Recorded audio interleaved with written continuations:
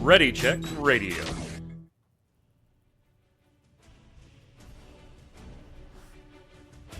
Stand by as we get ready to serve up all your news this week in the world of gaming. Welcome to Gaming Gumbo.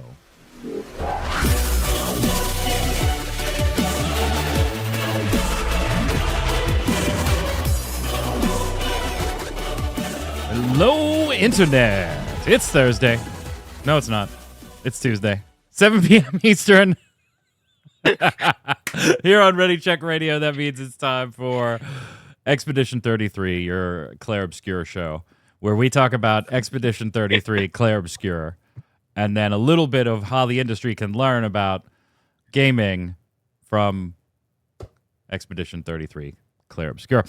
I'm Mike Barton, your host, as always, a.k.a. Magic Man. This is episode 139, wrapping up 2025. No shows next week, Gaming Gumbo or Relic Grind. Tark will still be doing his Saturday streams, and we'll still be doing some Final Fantasy TCG local streams. But as far as the podcast, no Gaming Gumbo or Relic Grind next week or the week after. Happy holidays, Merry Christmas, Happy New Year. Hope everybody enjoys it and get something gaming related. That's always fun. Or give something gaming related. You missed it. What game won? I don't know. I haven't checked yet. We'll check the lists in a few minutes to see what game won anything. I have no idea.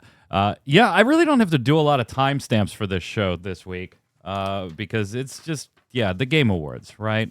We're going to talk about all of our picks that went wrong and went right, the reveals, the awards. We're just going to run it all down, give you our take, and of course, chat, joining us live. Chime in with yours, and we'll share them on the show as well. If you're watching on YouTube, listening on Audible or Spotify, any of the podcast platforms, thanks. Give it a thumbs up, subscribe, and chime in with your Game Awards thoughts. Joining me to go over all of it, yes, he is still alive, buried under 3D prints at this point, I'm sure. Like, he's fond of his wife, but he loves his 3D printer. I do love my 3D printer. Mr. Troy Blackbird, what's up, Noob Fridge? Just printing board game inserts and making my shelf twice as heavy as it needs to be. Well, then you're gonna have to print some supports. Like that's the only way right. out. I can solve my own problems now. That's the only way out of that one. Shelf won't hold anymore. Looks like I'm gonna have to print some supports. Also on the line, resident artist of Ready Check Radio, Yad. What's up, boss? Just print a whole new shelf next to that shelf. That's all you need. That's what I was going to say. I just need to learn how to print a Calyx, and I'll be Right? good to go. Buy some gloop and start gluing those bigger pieces together, baby. Tis the last show of the season. Yeah. Oh. Here we are with Game Awards. Again. Yeah. I mean, let's just kind of get right down to it, right? The Game Awards this past week, before the weekend, Thursday night. Yeah. While I was watching the Game Awards, I went digging in my old stuff, and I found this. Yeah, you were telling me about this. I was pristine, jelly. Pristine, unopened, still in shrink wrap copy of Guild Wars Game of the Year edition. Yeah, that's pretty The boss. only thing that seems to be wrong is a slight sticker scuff. Yeah. But, that can probably be wiped off. Yeah, I'm certainly jealous of that. Yeah. That's cool. Guild Wars, by the way. Even the corners are pretty. If you owned any part of there. Guild Wars right now, you own all of it, the original Guild Wars now. And they've done a bunch of improvements, so absolutely go check it out. I still haven't done it yet. Got to get Havoc in on it. Still not worth as much as Fortnite in a box. It definitely is not. It Probably definitely is not. So Game Awards, before we get to our picks, Dom not here, but I think is in chat again, standing by in case Troy had to get called into work. Thank you so much for doing that, Dom. Dom, Yad, and I made our picks on last week's show. We'll review how well or how not well those went. But just as the show as a whole, not a specific reveal, not a specific award, just the show top to bottom. Troy, what did you think of the Game Awards this year? Okay, this is the part where I'm honest with you, and this is maybe a conversation unto itself. I didn't watch the thing live. I knew it. I was sitting at my desk. I knew it was on, but I was just like, I'll just catch the recaps and the highlights and stuff on YouTube. I just had no desire to sit through that entire thing again. I can't say I blame you. I on my side, we had kind of like a little mini unofficial, not prearranged. It just kind of happened. Watching party with my brothers and my kids, some of my kids, in Discord, just kind of watching it and jibber jabbering the whole time, which was fun. That part's fun. Like anytime you have it, it's like who cares? Like the board game you put out on the table ended up sucking, but you still had a good night hanging out with your friends, type deal, right? Right. But I can't blame you for that opinion. I will say that, at least for me personally, this was one of the better game awards in recent years. I still am one of those guys that is like, if you're going to have a game awards show, do a game awards show. And if you're going to have a reveal show for a bunch of stuff, then have a reveal show for a bunch of stuff.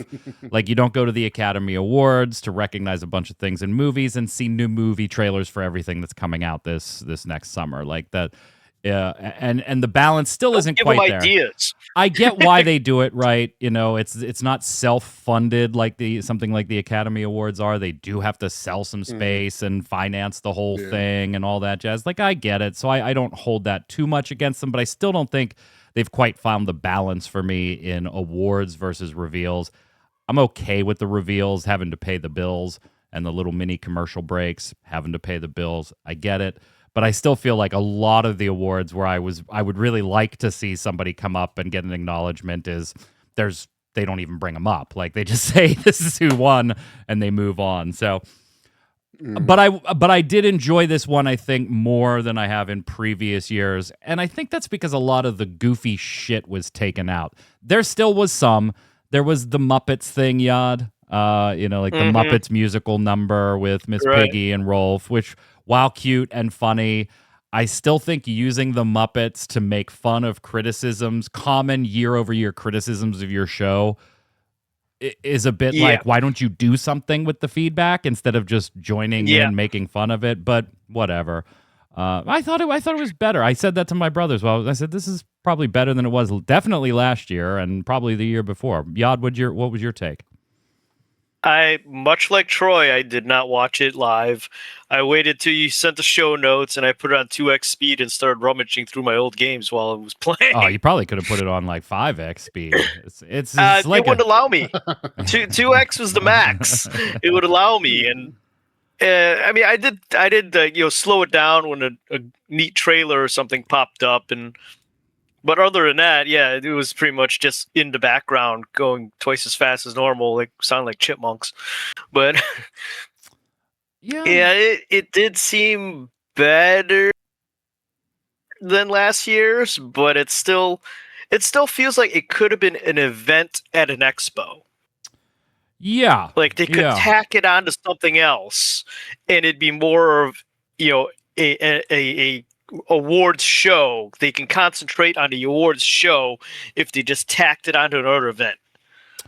Yeah, that's fair. As just like as an hour-long presentation at IGN's thing, or even Jeff Keighley's own Summer Games stuff. Exactly. You do, Summer Games Festival, people attend, whatever. You got fans milling about in the dealer's room, and then you have the event room for VIPs with an hour-long award ceremony going on during that weekend. That's Boom. Fair. Good. Let's get into our picks, and then we'll kind of talk about some of the awards and some of the reveals that were shown off. There was a winner, Yad, between you, Dom, and I. There was a clear winner. There was no tie. One of the three of us walked away with it. Only by one. It's not me. Only by one. So it was very, very close. Okay. It was there was our winner got 4 out of 7, and then the other two of us got 3 out of 7. So it was very, very close. Obviously, some gimmies, right? Game of the year, all three of us went Expedition 33. Expedition 33 took that one. It also took a total of 9 awards, setting a record for the most awards taken home. Most anticipated, we all picked GTA 6. It was GTA 6. So there's 2 for all three of us. Okay. Then there were 2 categories that nobody got. We all got it wrong. Yeah. Best ongoing game, we all took Marvel Rivals. No Man's Sky took that out of nowhere, as far as I'm concerned.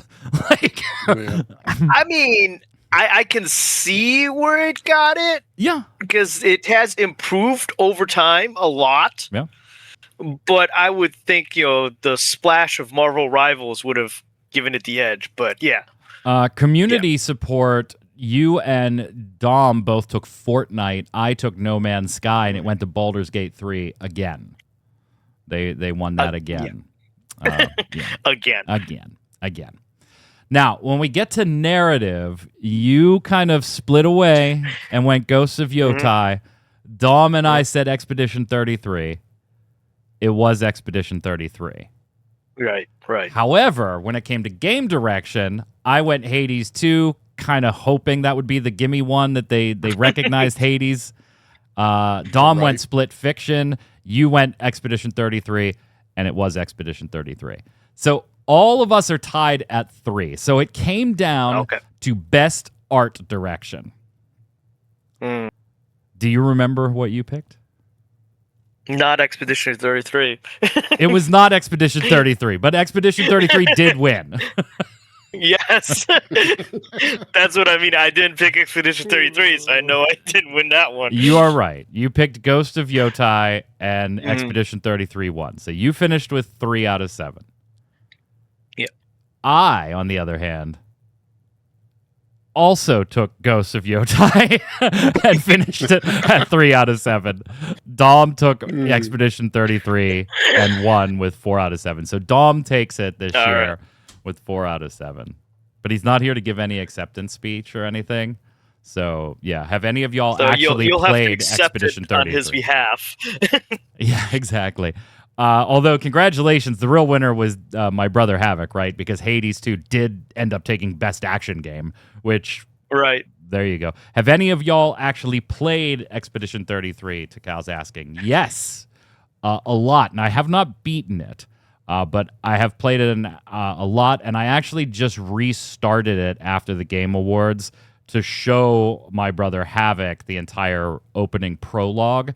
He's not into turn-based RPGs, right? Like, that's just not a game. Right. But even after the prologue, he was like, yeah, I got to find a YouTube video, Troy, where they just movie it out, right? Where it's just like all the cutscenes to tell the narrative. So, yes, I have played an awful lot of it, and I absolutely love it. Have either of you two played it?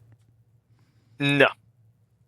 No, I'm not the target audience for that. You're not into turn-based either? It didn't push my buttons. Yeah. Like I like tactical turn-based and stuff like that, but more of the sort of the JRPG kind of turn-based. I know it's got a lot of abilities and stuff that you can use, but that's just not for me. It's the QTEs that turn you off. Oh, you don't like the button presses in combat? Quick time event. Yeah. To enhance to your parries and dodges and stuff like that, and enhance your attacks. I guess they do kind of count as QTEs. I don't mind those. I mean, I love those in Legend of Dragoon back in the day, right? Where the box just closed on the other box. You hit X or hit square. So I don't really mind those, but that's fair. Okay, so looking at some of the awards, was there any one, Troy, that jumped off of the page that you're like, I did not see that win coming, or even worse, maybe, that win is not deserved? In your opinion, of course. Let me look down through here real quick. Best audio design going to Battlefield 6. Yeah, I would say that one. I didn't really see that one coming. I would have thought that would have been something like Expedition 33 again, or even maybe Death Stranding for best audio design. I didn't see Death Stranding getting a lot of awards, but I could see them getting an audio design reward because there's a lot of ambiance in that game. It's not the most actiony thing in the world, at least from an outsider looking in. Walking Simulator 2.0, right? But I would have thought that some of the Simulator. ambiance and stuff that they create in that game, they do a good job of that. So I would have thought audio design would have went to them. Yod, any stick out? Actually, yeah, I was hoping you'd actually ask that because I thought the adaptions one was bullshit. Oh, for the Last of Us season. Did you want it to go to Fallout? Yeah. Any of them was better. I mean, I loved the Devil May Cry adaptation. That was amazing. And I'm still watching the Splinter Cell one, but it's been great so far. And I mean, any of the other ones was so much better than Last of Us Season 2. I'll give it Season 1. Season 1 was pretty good. But Season 2, no. No. Tazeb in chat says that player's voice was strange. Now remember, Player's Choice had that bracket system where they had 30 games, everybody voted for a couple days, then it was 15 games, everybody voted for a couple days, then 5, and you voted on the winner. And the nominees ended up being Clair Obscur, Expedition 33, Dispatch, Genshin Impact, Hollow Knight, Silksong, and Wuthering Waves. And Wuthering Waves took it. Yeah, and I was kind of stunned by that one, Troy. I would not have been surprised had Genshin Impact taken it, just because of the sheer enormity of online presence that game has and how many people would sit there and spam votes for it. And that's obviously what happened with Wuthering Waves in that same kind of gacha RPG style game. I'm just surprised it beat out Genshin Impact at its own game there. Right. Yeah, right. You would think Genshin Impact would be able to, motivate their masses to go out and vote for them, but it got outdone by a game that I'm not even really familiar with, to be honest with you. Well, if you're familiar with Genshin Impact or just about anything that HoYoverse does, then you're familiar with this, even though it's not HoYoverse. Oh, okay. Not HoYoverse. Same deal, though. Yeah. I do like how Moist Critical, by the way, has not even really acknowledged that he won the Content Creator of the Year award. He has not given it. He has not given it any airtime or anything. Absolutely love it. Just doesn't care, does he? He's just whatever. I was surprised that Final Fantasy Tactics: The Ivalice Chronicles took Best Sim, Best Strategy Game. And by the way, that was Square Enix's only presence at the show, was winning that award. They didn't have a reveal. They didn't have an announcement. They didn't have a trailer. They had nothing.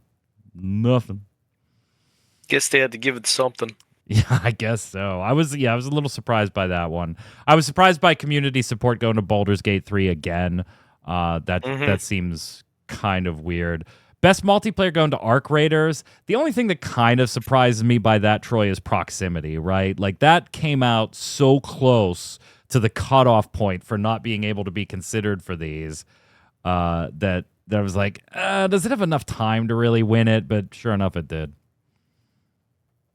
Yeah. Arc Raiders is a huge popular game right now, so nothing too surprising there.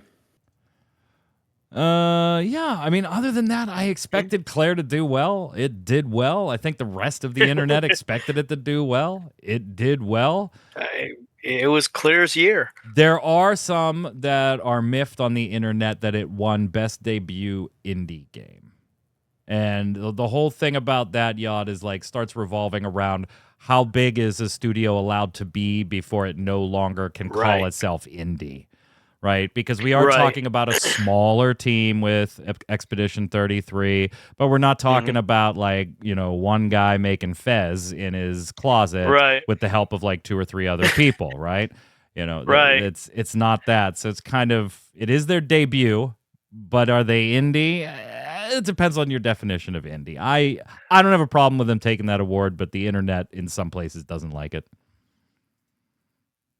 Yeah. I mean, that is a good question. I mean, did they have major money backing them? No. So I guess that might be the qualification right there, is that if you don't have a major corporation or major money backing you, you can't be considered an indie corporation or an indie company of some kind, because you don't have that, the big players or any financial backing other than you and your band of merry men sitting in your, living room coding or whatever. Yeah, I guess. And it depends on where you're looking at the internet as to whether the game was made for less than 10 million. At one point, I know their budget was reported to be up to 25 million, but more recent stuff says, hey, they made this for under 10 million. So but still, you give me $8 million, I don't call me middle class, True. Just because it ain't $8 billion from EA. I don't know. Right. Yeah. We'll see. Now we get to the reveals. the announcements. Yes. That I think were probably the most exciting part to come out of this. As a guy who didn't watch it, the reveals were more interesting to me than they have been in years past. Oh, definitely. Definitely. I agree with you. I think they did them in the wrong order, though. Yes. I'll make a point about that later when we get there. And even like Havoc, my brother, who isn't like totally into gaming, he does some gaming, very particular on what he likes, right? He knows the games he's going to like, and those are the ones he plays. And he generally doesn't, a little bit. He generally doesn't watch shows like this, and so it was nice having him watch this. And at the end, he was like, I thought there would have been at least a few more reveals that I would have thought were interesting.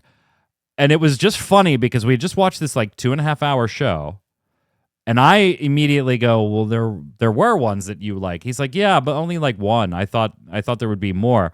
And then I said, well, what about this? And he goes, oh, yeah. And I said, well, what about this? Oh, yeah. What about this?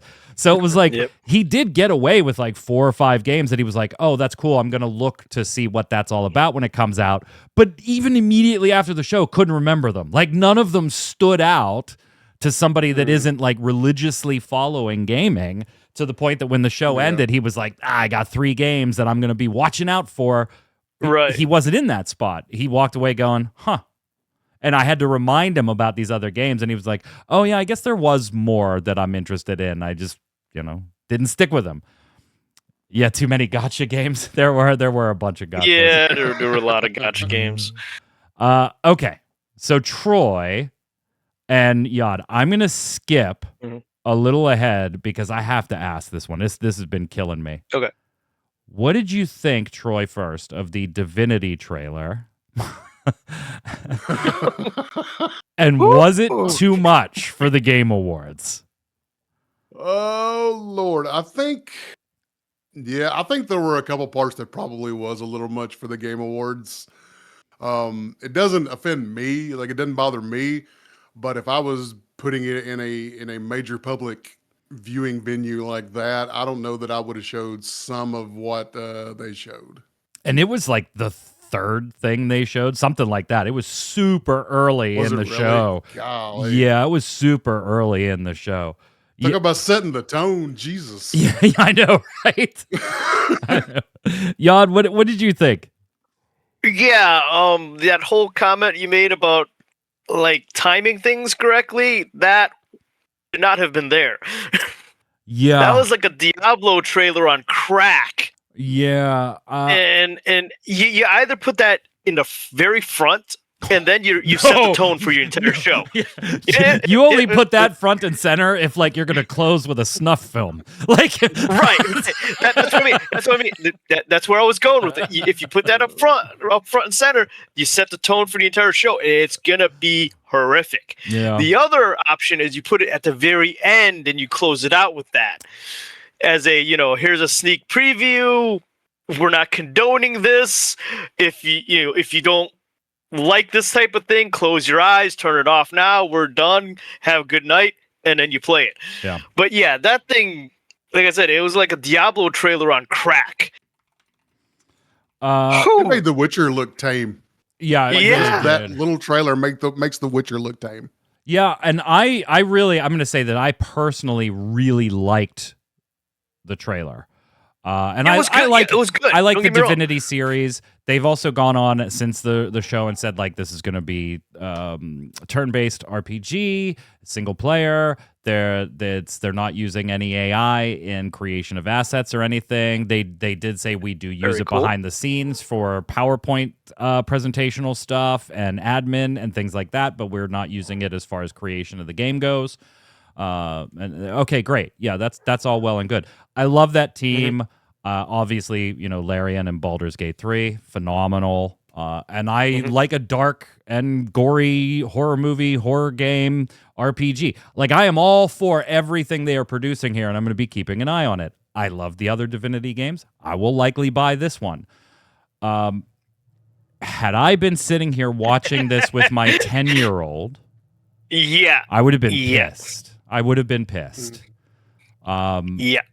This is, and it's not that they purposely build the Game Awards as a family show or anything, But there is a Still. reasonable expectation of if I'm going to watch an awards program, Troy, about video games, I really don't expect this to like be the raunchiest of raunchy in front of my children, right? Like I think that's a fair expectation, right? Yeah, absolutely. Havoc says that should have been close the show if we're talking about just the ads that were there. That was a show closer. Yeah. I mean, I loved the trailer, but it was, and I'm with you, Troy. I don't have a problem with it personally, but if anybody does have a problem, I'm like, go ahead and have your problem. Like I can't fault you. Yeah. I'm not mad at you if you aren't happy that they showed that during the It Game said Awards. two options. I'm not mad two at you at all. options. You either start it off and then you set the tone for your show, or you end it off and you go, You look. set the tone for the OnlyFans awards. There you go. OnlyFans Creator of the Year at the Game Awards. Okay. The way they did start the show blew my mind. I mean, we all, from rumors, leaks, whatever you want to call them, we all suspected that Star Wars The Old Republic, not the MMO, just that era. Right. You know, KOTOR 2. We all knew that they were going to be at the show, or at least expected them to be there. And what I think most of the internet thought was we were going to finally get some new updates on the KOTOR or KOTOR 2 remake. And the very first reveal of the show, Troy, is Star Wars Fate of the Old Republic, a totally new title that is the spiritual successor to KOTOR, because it's not being made by BioWare, but it is being made by Casey Hudson, previously of BioWare and KOTOR and other things fame. This kind of blew my mind. I was very, very happy to see this. Very, very happy to see this. Yeah, it was a really nice surprise. When I started seeing that pop up on my feeds and stuff, I was like, whoa, wait a minute, what is this? Like I was like everybody else. I was expecting, remake news, because that information has been stirring around for a while now. They're working on remakes. I'm going to be honest with you. I'm glad it's not BioWare. BioWare is not the same BioWare they used to be. Obviously, they've got somebody who was part of the old team, directing this now. But, BioWare is like Blizzard. Blizzard isn't what Blizzard used to be. That's not the same Blizzard. It's not the same BioWare. I'm kind of glad it's not BioWare, given their recent, track record of failures that they've had. Yeah, it's not their track record of failures I'm worried about right now. It's the people in charge of them. But that's besides the point. Well, yeah, EA with its new owners. Yeah, absolutely. Right, exactly. I'm hoping my dang computer can run this freaking game the way it looks right now. Because that trailer is amazing. Yeah, and to be fair, the trailer doesn't really show a whole lot, right? No, it doesn't. Like, still, I knew what it was. You see, I knew it was Star Wars the second the camera went in the cockpit of the spaceship, and I could hear the different sounds. I said to Havoc, I said, it's something Star Wars related. And he was like, what? And I was like, just the beeps and the bloops inside the ship. I know those noises, baby. Like, I know those noises. This is Star Wars. You watch. I don't know what, but this is Star Wars. And it was absolutely cool to see that as the opening of the show. It was fantastic. Thumbs up from me for that. That was one of my favorites.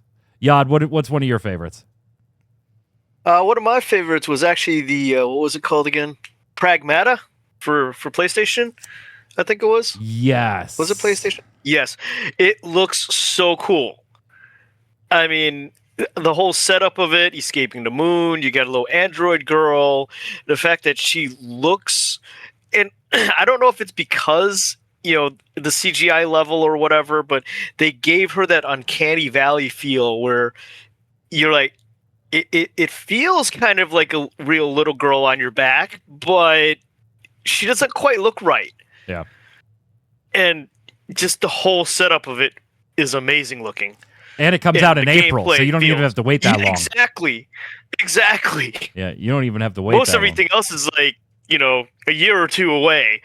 Yeah, so that was the thing on the... Yeah, like the call saying in chat, that Star Wars game, don't be looking for that anytime soon. Well, No, so you no. say that, but and the internet started chanting 2030, 2030 on Fate of the Old Republic.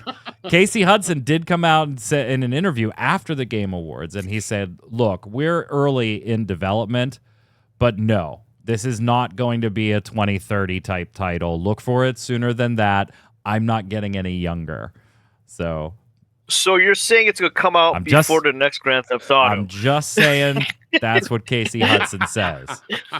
Now, Casey Hudson also said a lot about Anthem. So take what he True. says, however you want. He said a lot about Anthem before it came out and before he left I the still company gotta and then went wonder- back and then left. I still got to wonder if a lot of what happened with Anthem is EA's fault. Oh, yeah, definitely. Some of it. Well, but a big portion of it is lack of direction. Yeah. When it was Well, under development. right. Troy, what do you got? You know, the thing that sort of intrigued me the most, that brought my attention to something that I don't think I would have paid attention to, was Lenny Kravitz in 007 First Light. Yeah, that was cool having him there, That is- actually. yeah. Yeah, I think that brought my attention to a game that I would have just sort of on the periphery maybe would have kept up with. But I'm actually intrigued by it now to see an antagonist like that, somebody that you're familiar with, somebody who can really bring a lot of character and charisma to a role. It looks. I'm paying more attention to it now than I would have. Yeah, I know. I mean, I've said that's one of my most anticipated, just because I'm a huge Bond guy. But yeah, seeing Kravitz there and the introduction to his character, that was very cool. I'm gonna stick next with Star Wars because not only did we see not only did we see the Fate of the Old Republic, but then later we saw Galactic Racer as well. So if you missed. Yeah, Lenny doesn't have charisma. Lenny is charisma. Yeah. Good point. Good point. You're right. And so, yeah, if you miss your pod racing back in the day, Troy, we're gonna and if you are disappointed by how the racing was implemented in SWTOR, which I know both you and I were, we get another shot at it, and it looks gorgeous. It absolutely looks gorgeous. But where's the pods? I don't. There's not pods. There's some there. There's some there. Watch the trailer. There's a few there. They're like hard connected though. They're not free floating like they used to be. Well, this trailer is not representative of gameplay at all. It'll probably be pixels, pixel art by the time we actually get it. But yeah, I'm all in favor of this. Like, sure, why not?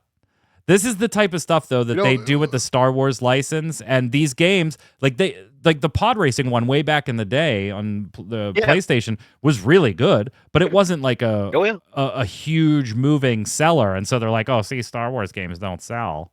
That's why we never had like a single player Star Wars in like a decade and a half for a long while there, Troy, and then we finally got Fallen Order. Yeah. I just picked up a racing game. It's not anything like this, but like Burnout Paradise City on my Steam Deck. I've been playing that on my Steam Deck. So I've sort of rekindled an interest in racing games here recently. So to see something like this, I'm like, it could be interesting. Now I'm going to wait and see how it turns out. But speaking of that, it is made by maybe than I would have. Made by the original Burnout creators, by the way. Is it really? Yeah. Okay. So if there is not a mode where I can rack up credits worth of damage, I'm going to be severely disappointed. 'Cause that was one of the best modes in Burnout back in the day. Absolutely love it. Yad, what else you got? The games that Wizards of the Coast brought in, Warlock and Exodus. Oh yeah, they both look they very pretty. Very pretty. How the gameplay is going to be, I don't know, but both of them look very, very pretty artistically. So, I'll keep my eye on those. Yeah, but it's WotC. That's my problem exactly. That's my problem exactly. They're very pretty, but they're gonna find a way to. Is there substance? Yeah, they're gonna find a way to screw it yeah. up. But yeah, from an art perspective, I was not surprised to see that you added these to the show note list. I was like, I know Right. exactly. He has no idea what these games are about, but they are gorgeous Nope. from a stylistic And standpoint. like you said, it's Wizards of the Coast. They're gonna mess it up somehow. It's gonna fall flat on its face on the gameplay. But they're Absolutely. pretty. Damn it, they're pretty. What you got, Troy?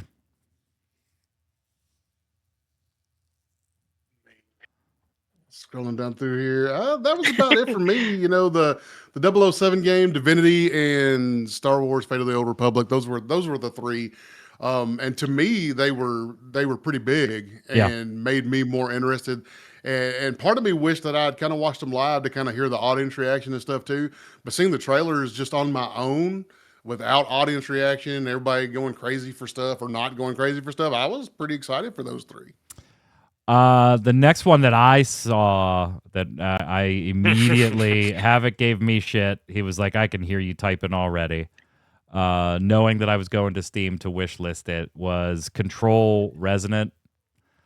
Getting a sequel to Control. Hell yeah.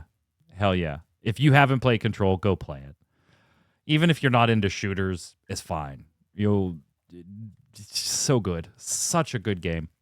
I did not like the 3-player co-op Firebreak game that they put out in the universe because it wasn't narrative, and that was the whole reason I loved Control.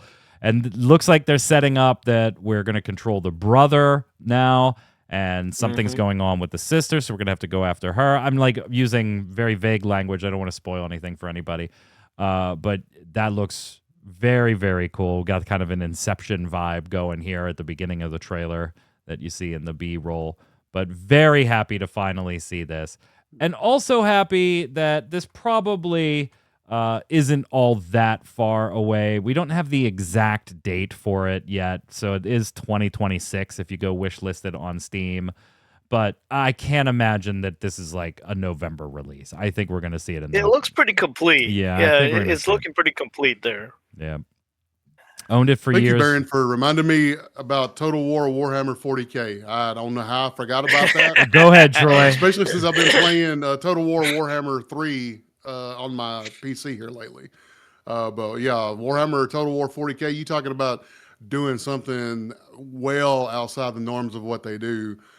Going to the 40K universe is going to be a big step for Creative Assembly.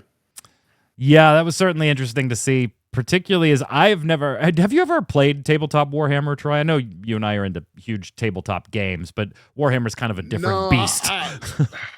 Yeah, it's really expensive to get into to even try to get started. But you have a 3D printer now. I bought it from a distance for the majority of my life since my teenage years. The White Dwarf magazine and all that. I used to Google White Dwarf magazine constantly, but as far as actually getting into it and playing Warhammer itself, no. Yeah, I have very similar to you. Same thing. Like I always wanted those like starter. My dad was like, "No, you're not going to paint them. You're not going to you're not going to do all that stuff. I know you. You got to assemble them. You would rather go play hockey outside than do this and stuff." And so I'm getting into it now. But I'm more not that there's anything wrong with 40K. I love sci-fi and I do love the 40K universe. But if I had to play one, it would be Age of Sigmar because it's the fantasy version, right? And I'm gonna say there are a couple of spearheads up on the table right now that were assembled last week and primed 2 days ago. So this weekend, just saying, I might try to paint some models for the second time in my entire life, Troy. Oh crap! Here we go. There we go. There will be no pictures. Now you need $300 worth of paint. Oh, I already got that. Yeah, I already got that. Okay. You should stream it. You totally should stream it. Did you get speed paints or? So I mean, I have quite a bit of paint from. There was a time like 5 or 6 years ago where I was convinced that I really wanted to learn this. I painted one Darth Vader, and I was like, "Fuck this." I was like, this Darth Vader looks like crap. I'm out of here. I'm done. There's $200 worth of paints and primers and sable brushes and synthetic brushes and washes and everything. I'm a lot more strategic about it now. I have things going in various phases. Like I do have a Star Wars Legion miniatures being painted. I was like, how bad can stormtroopers be? They're all just basically white and black. Then I realized, holy shit, painting with white and black sucks. Like, this is really hard. Like, this is really stupid hard.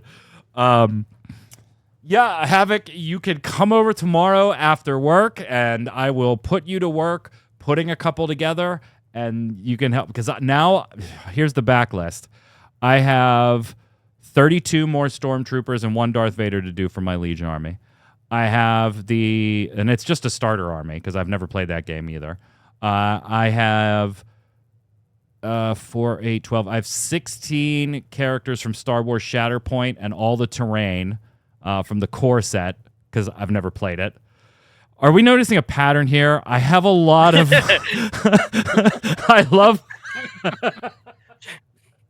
I love skirmish and war games, but yeah. And now I have a full spearhead that was 40 models of Soulblight Gravelords for Warhammer Age of Sigmar. Those are all painted and primed and ready to, or those are all primed and put together. So yeah, we're gonna try this weekend to actually put some paint on these things. But to answer your question, Troy, I am much more researched on the topic since that very first foray 5 years ago or whatever. So I have washes, I have speed paints, I have contrast paints, I have regular acrylic paints, varying companies and stuff. Deciding what I wanted to do paint scheme wise, then went out and bought the appropriate paints to do so, rather than just pick up a set and try to give it a whirl. Yeah. Speed paint should help with not having to use washes as much too. Yeah, absolutely. Contrast paints, right, for the Citadel, kind of doing the same thing, just a different name. Although they tend to be a little more more pigmented. We'll see. I should stream it. Oh God, that'd be so embarrassing. I mean, I do have the whole like macro overhead setup over here that we use for the TCGs, right? Oh God, no, I can't stream it. I can't stream it. Control Resonance, though, I'm buying that shit when it comes out. I'm pretty sure Yod just froze. Oh snap, he did, didn't he? Yeah, oh, now he's back. He's back. You're back, Yod. You froze for a minute there. Okay. Yeah. I was like, what the hell's going on? Why is it all quiet? Yeah, you froze for a minute. You're good. You're good. Okay. What else? I think most of us excited about this one. Resident Evil Requiem. And the cool part about this was the reveal, right? We talked on this show, Yod, a couple weeks ago about GameStop inadvertently spilling the beans about Rose from Village being a character in here, and the internet getting pissed off that it wasn't Leon. And then this trailer just punched everybody in the face that wanted Leon when she's like, I know where I need to go for help. Shh, ring. Leon, are you there? And the audience was like, "Bwah!" And I told you it's a giant crater in the middle of the city, and they showed it. Yeah, they did. They did. I knew it. It's like, go back to Raccoon City. It's just a freaking crater. Yep. It was a fantastic reveal of Leon there. Since then, they have also talked about, Troy, that this is not just fan service. He gets as much playtime as far as you controlling him as Ashcraft gets, the lead character gets there as well. So it's kind of like we literally feel very Resident Evil 1, Resident Evil 2, where you get the playtime with multiple characters. Absolutely loving it. Rose was accidentally leaked in GameStop's pre-order stuff that there was a costume for Rose. There was an alternate costume for Rose. So we don't know to what extent Rose shows up in this game to Cal. Not yet. Oh God, Yod, do you really want to talk about this last one? I mean, oh God, I'm interested what you thought. Go ahead, bring it up. Go. The new Street Fighter movie. I mean, come on.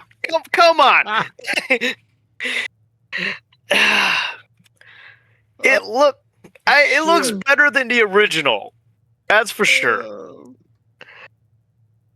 Friggin' Cody Rhodes with the damn Guile hair is amazing. Yeah. They're doing a bunch of stuff right this time around. I think some of the Japanese almost fan movies I've seen might have done more right, but as far as a Legendary Pictures American mainstream-ish movie goes, not the worst I've seen. Bison or Vega, whatever you want to call him, the main bad guy with the hat and the cape, still looks like he's about 2 sizes smaller than he should be from what we see in the games. The guy they got for Ryu looks right. Chun-Li looks decent. Cammy looks decent. Visually, a lot of them look good. And they got Momoa for Blanca, which is interesting. He's one of those actors that just kind of went from like the biggest thing in the world to what are you doing? Like, just I first and here's watched the thing, him in I still Stargate love him. Atlantis. I think he's hysterical. Yeah, I first watched him in Stargate Atlantis. So I remember when he was this tiny little guy that they brought in as an alien on Stargate. Or tiny, respectively speaking. That's dating yourself. Wow. I know. But I mean, yeah, he's nuts. And I think I'm here for it.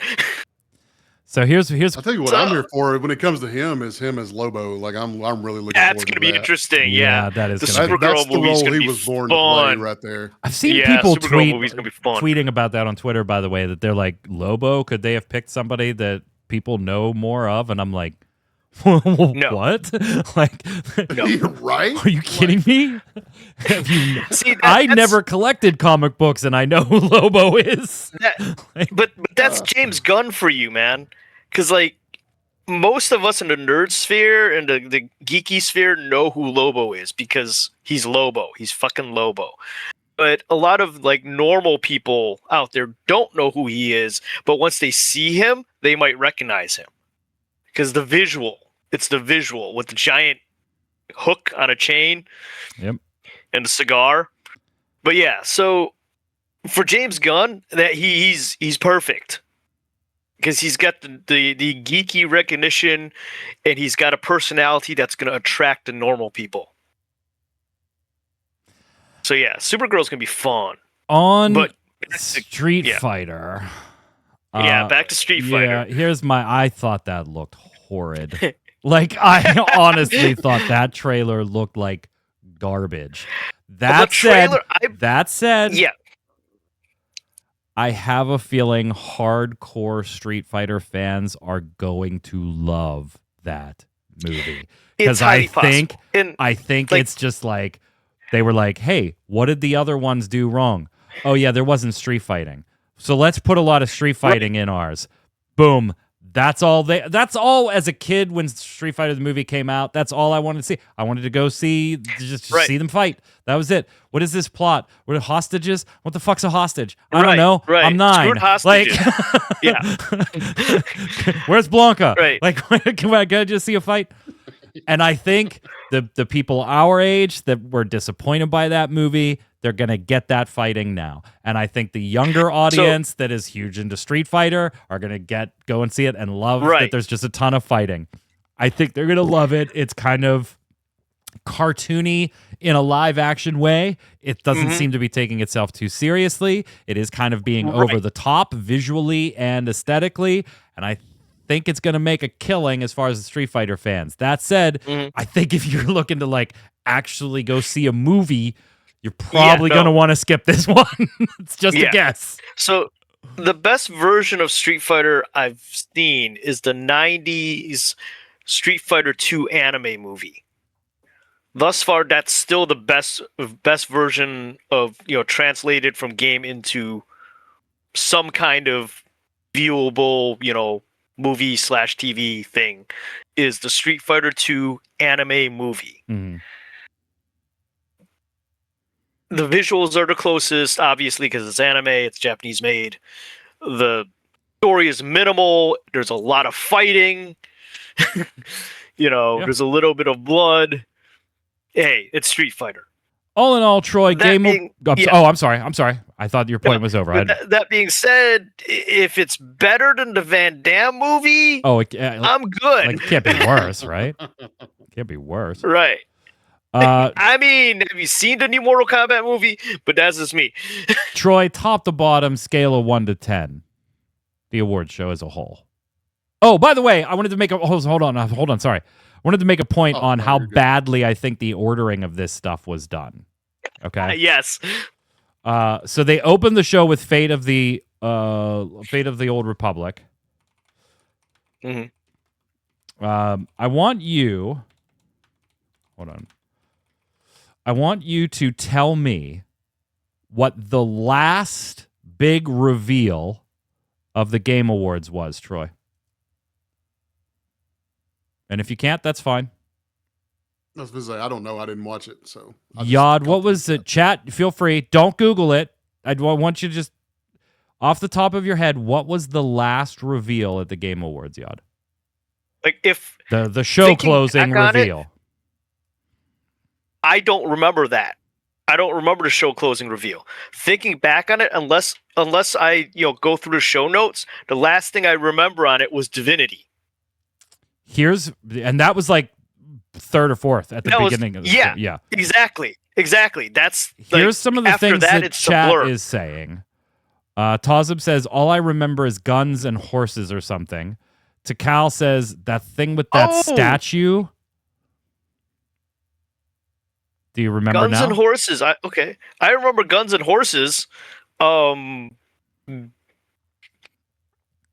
I can't even remember the name. It was some kind of PvP shooter. I think my point has been effectively proven. Yeah. Yeah, exactly. The last reveal of the show was from Wildlight Entertainment. They're the developers behind Apex Legends and Titanfall, making High Guard, a new free-to-play PvP raid shooter. So it's a new free-to-play Overwatch-y game. Yes, for some reason, my brain was saying Vanguard.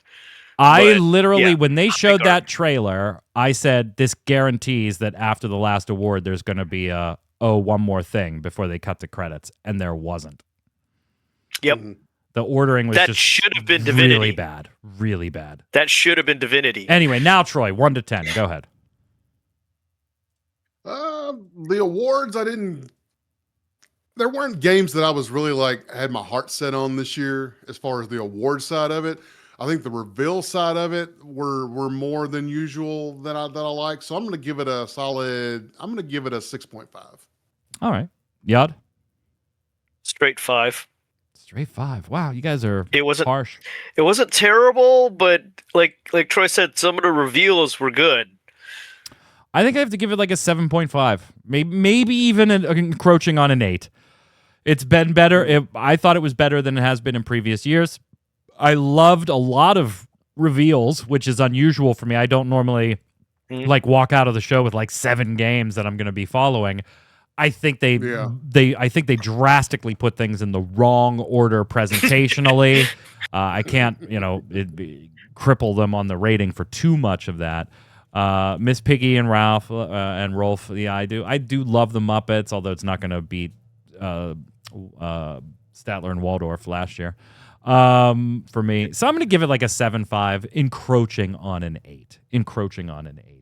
Let us know what you give the Game Awards down below. Let's go do our games of the week.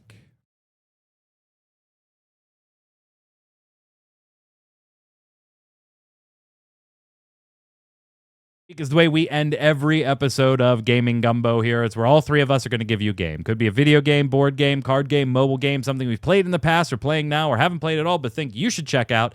And when you're chiming in on all the Game Awards topics down below on YouTube or on ReadyCheckRadio.com, let us know who gave the best recommendation, and feel free to give one of your own.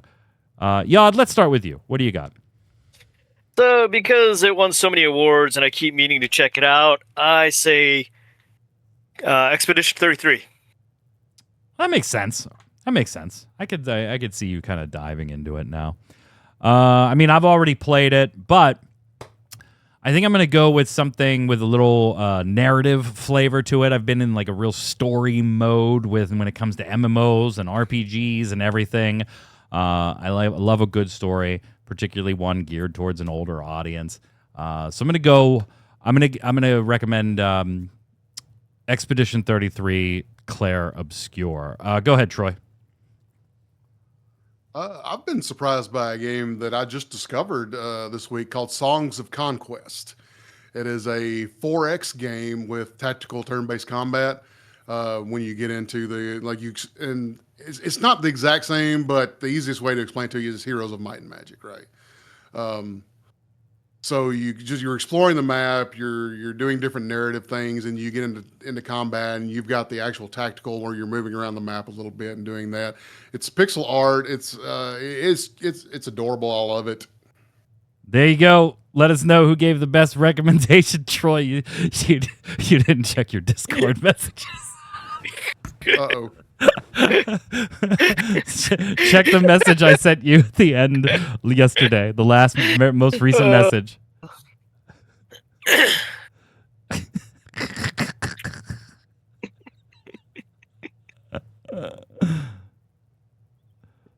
Oh.